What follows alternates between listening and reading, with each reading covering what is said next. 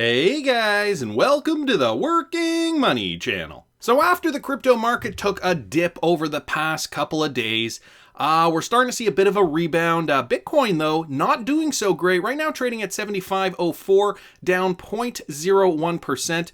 Ethereum is up 0.75%, trading at 163. And XRP trading at about 28 cents, up 2.75%. XRP continuing to show consistent health, a consistently healthy uptick after these plummets compared to Bitcoin. And I find that really interesting. The market cap up here, 206.2 billion. So we've lost quite a bit of market cap, yet XRP is still chugging along and Bitcoin dominance going down. That's a good thing, guys.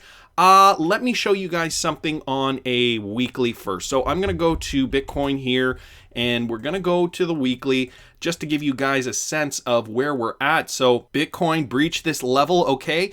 Will we now be going into a different level of support for Bitcoin? This doesn't look good for Bitcoin, I got to admit. But if we look at XRP on that same weekly chart, okay, we saw that we had 3 consistent weeks of good upward momentum after this September 24th crash here. And then look at that weekly candlestick here, okay, guys? XRP, sure, it's still a red candlestick. It went down all the way down to here, but then it rebounded. You could see it in the tail of that candlestick, the rebound. When you compare that to Bitcoin, you just don't see the same kind of recovery. Now let's put this on the daily. Sorry if I'm pausing a little bit, guys. I'm wearing different headphones today. It feels kind of weird. Anyway, you can also see it here with the Bitcoin daily chart. After this down day on October 23rd, a couple days ago, Bitcoin still kind of hovering down in and amongst this zone, whereas if you go to XRP, you could see that rebound, right?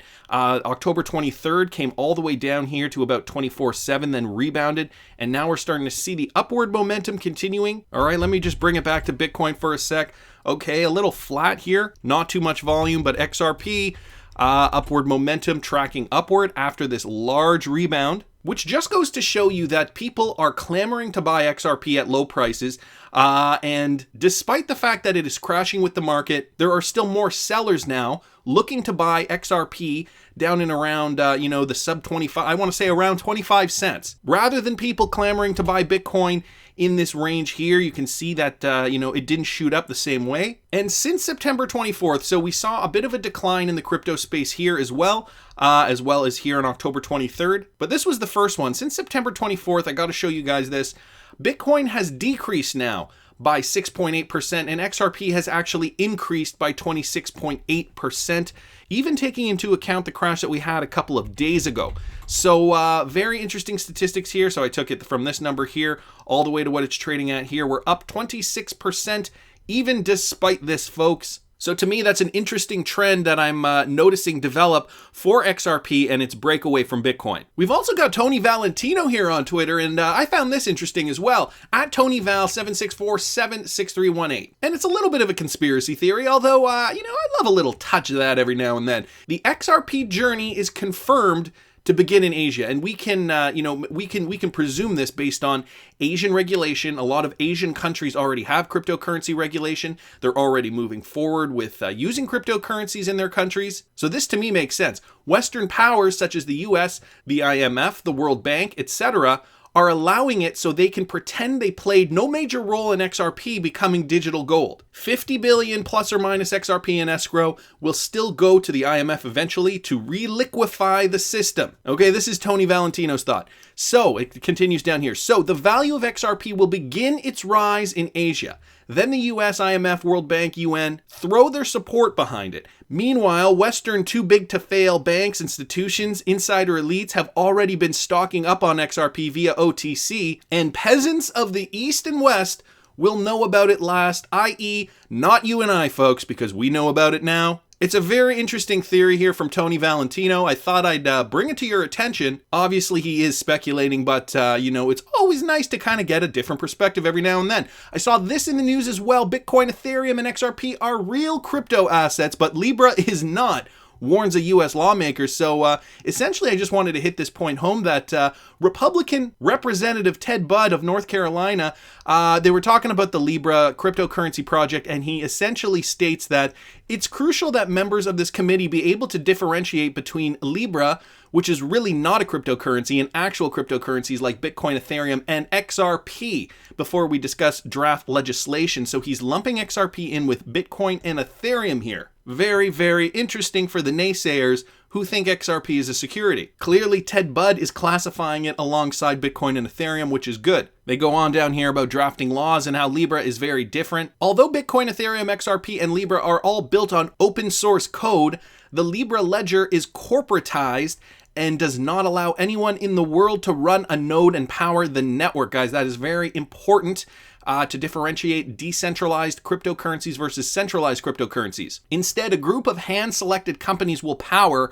the Libra network, increasing the digital assets centralization and potential for censorship. So just wanted to bring you that article, just wanted to bring that to your attention. Apparently there is an entire meeting here in the video. Link to this article, yeah, here, the full 6-hour hearing is below. I will link the article in the description if you guys want to check that out. Interesting developments are being made for sure. I saw this from crypto-XRP, that's at crypto_XRP, and this is Jack Dorsey here. We know Jack Dorsey's into cryptocurrency. He was one of the founders of Twitter. He started up some other companies. Square is bringing free stock trading to its popular peer-to-peer cash app and the ability to trade fractions of a stock for as little as $1. So this is nothing new, guys, but this whole idea of fractional stock trading is something that has come about because guys like Jack Dorsey want to be able to democratize finance. So I'll read the key points here. Square is bringing free stock trading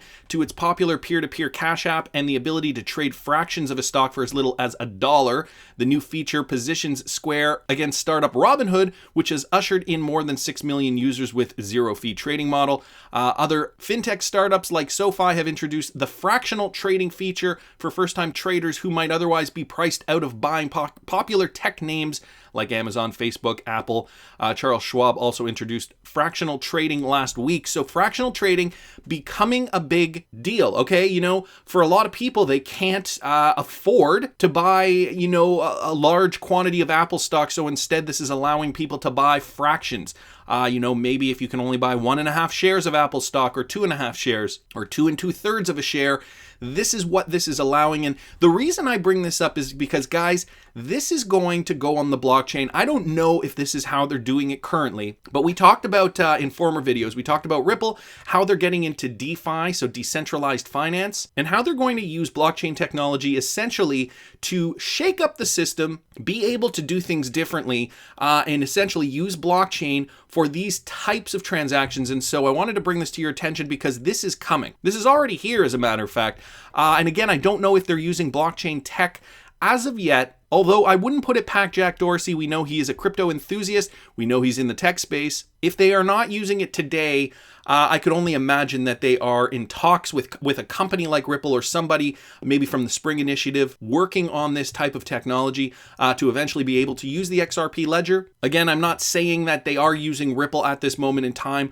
What I am saying, though, is that this is what Ripple is now focusing on, the new verticals that Ripple has mentioned that they are going to be focusing on for future projects, and the Spring Initiative is there for just that. So it wouldn't surprise me if that's the way they went in the next few years. But they have to introduce this kind of thing now, right? Because they got to just keep up with the Joneses, keep up with all the other companies that are introducing this fractional trading model. So great news from Jack Dorsey's camp.